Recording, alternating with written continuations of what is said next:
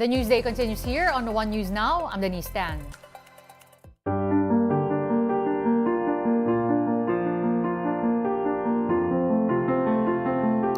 Filipinos show how much they value their deeply departed as they brave rains this All Saints Day. Several Bulaqueños were spotted visiting St. Joseph Catholic Cemetery despite some tombs being submerged in flood. They now call on the local government of San Jose, Calumpit, Bulacan to address the flooding in the area. Back here in the Metro Manila, the public cemetery in Mandaluyong City opened its gates to visitors at around 6 o'clock this morning. Candle and flower vendors were also allowed to set up shop outside the site. Candles are priced from 5 pesos to 200 pesos depending on the kind and size. Visitors can also find flower arrangements from 100 to 400 pesos. In two of NCR's largest cemeteries, Manila North and Manila South, there's still a steady stream of visitors. In half an hour or exactly 5 p.m., gates of the cemeteries will close and those inside before the deadline will only have until 7 p.m. to leave. Between 5 a.m. and 4 o'clock this afternoon, there have been more than 1 million people in both cemeteries, while many more are expected there tomorrow, All Saints Day. Earlier, our Laila Pangilinan made rounds in Dangwa, Manila. For those planning to buy flowers for All Souls Day tomorrow, take note of the prices in this report. On All Saints Day, Dangwa is more relaxed compared to its chaotic scene a few days back. But for those who are still in search of flowers to offer to their dearly departed loved ones, the most popular one-stop shop in Manila is the place to be for those on a budget. Prices of various flower arrangements here have been slashed to almost half the original price. From 2,000 pesos, elegant floral spreads can be bought for only 1,500 to 1,000 pesos. Stall owners say that they've put the arrangements on sale to avoid wasting their stocks. Among the customers who availed of these special prices is Grace, who was willing to travel for an hour and a half from Bacoor, Cavite. Yung presyo ng bulaklak, pasok sa budget, and then less yung mga tao, hindi ganun ka-crowded. From 700 pesos, prices of local white orchids dropped to 500 pesos today, while half a dozen costs 300 pesos. Local Malaysian mums are also on sale from 170 compared to yesterday's 400 pesos. From 200 pesos, a small pot or basket of arranged Malaysian mums can be bought for 150 to 100 pesos. Pressy was already in Dangwa yesterday, but only bought a small pot of mums for her deceased husband just today. Wala po kasi kami sa ngayon parang bali lang po sa amo na napipili ko po mga halagang 400 to 50 ganun. Kaya sa mura lang po ang kaya. For those who will be giving roses to the dead, a bundle or 10 pieces of China roses will cost you 400 pesos, while local roses are a good buy at 200 to 350 pesos per 2 dozens. Carnations are best sellers this season, and it costs 600 pesos per 20 pieces. Daisies and gerberas are also among the top faves, which costs 300 pesos per bundle. Flower shop owners said that the Yonda season this year are just as blooming as their colorful flowers in terms of sale. This season we are blessed. Hindi lang kami, ma'am, ha? Lahat. Lahat. Napansin ko lahat kasi maraming namimili. Kahapon ang daming namimili. Nasa mga 80%. For News 5, Laila Pangilinan, we are One News.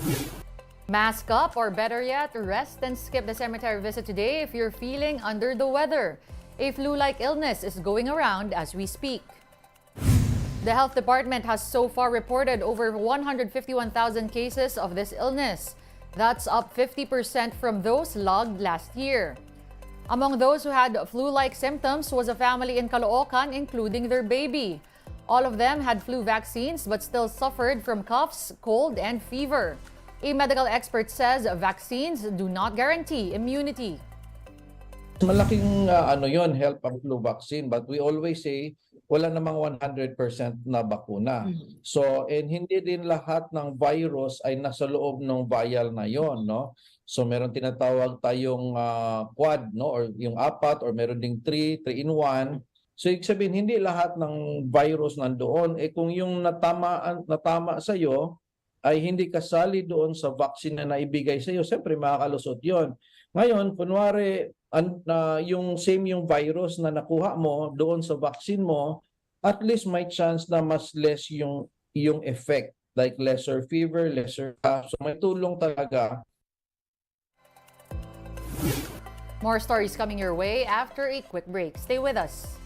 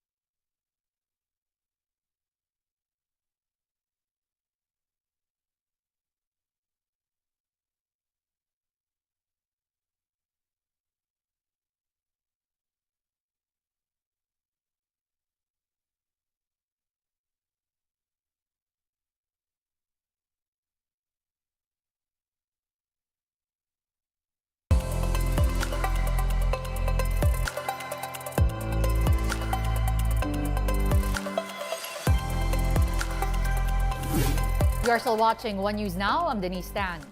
Angat Dam's hydroelectric power plant will be shut down for repairs. Bulacan's dam is scheduled for major repairs and will be closed for 2 months starting November 6 until January 6 of next year. The power plant's operator, Angat Hydropower Corporation, said the closure is part of efforts to modernize the facility. The MWSS has assured residents of Metro Manila and nearby provinces that water supply will not be affected. In a statement, the agency said the repairs will prolong the lifespan of the plant and will stabilize water supply for domestic and irrigation use. 56 years old na itong dam na to, no? So nitong 2018, inumpisahan yung modernization. Ang ginawa po ay nilaparan po yung kanyang dam para mas matibay at para in preparation na din yung tinatawag na big one o yung malakas na lindol. So yung gagawin na rehabilitation works na mag-umpisa nitong November 6 sa main penstock ng turbina, ina-assure po ng NWSF na hindi naman po maapektuhan yung supply ng tubig sa Metro Manila. Here now sa glance at today's other top stories. The Teachers' Dignity Coalition will determine if teachers who did not serve in the barangay and SK elections have liabilities. The TDC said they still have to know why the teachers skipped their election duty. More than 2,500 teachers opted out of the BSKE service due to safety concerns. 48% of Filipino families feel poor according to the latest survey of the social weather stations. That's up slightly from 45% in June. This is equivalent to 13.2 million self-rated poor families in September 2023. Borderline poor dropped by 6 percentage points to 27%. Those who feel they're not poor is at 25%. The SWS survey was done between September 28 and October 1. President Bongbong Marcos encouraged Filipinos to have a meaningful observation of this year's Undas break.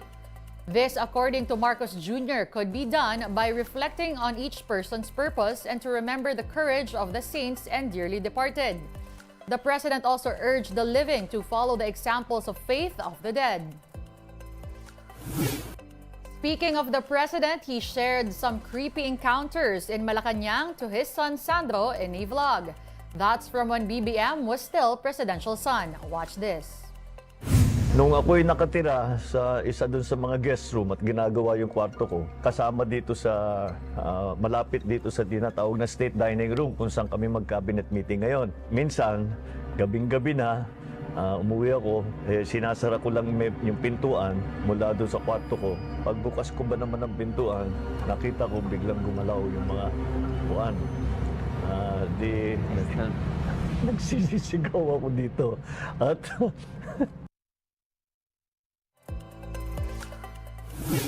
President Marcos also sent flowers to the Aquino family's mausoleum in Manila Memorial Park.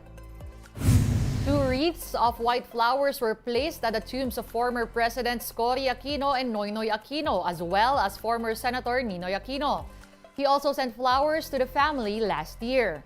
The Marcoses and Aquinos are historically political rivals.